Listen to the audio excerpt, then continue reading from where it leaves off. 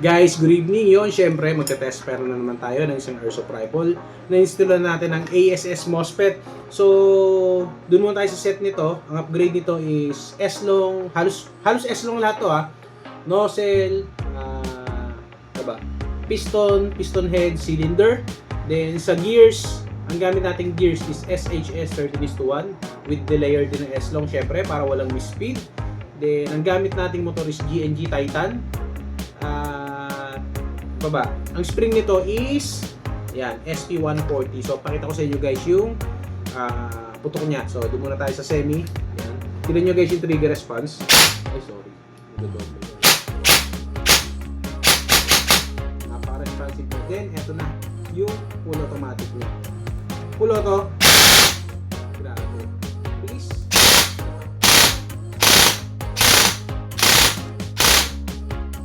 Ewan ko lang kung anong netong pwede ito after natin FPS check mamaya. So guys, yun lang. Yan guys. Siyempre, ASS MOSFET yan.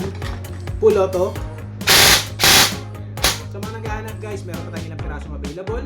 So, pag tayo naubusan, sa mga gusto magpa-reserve, sa parating na next batch na tayo ulit. So, yung mga order itong nakaraan is Monday pa natin mapapaship. Kasi medyo marami tayong tinatapos. At yun lang guys, ulit maraming salamat po. EC302, yan, SP140, ASS MOSFET, GNG Titan. So yun lang guys, napakasimple lang ng setup natin sa kanya. Pero tignan nyo naman. Yan, so reassemble na natin.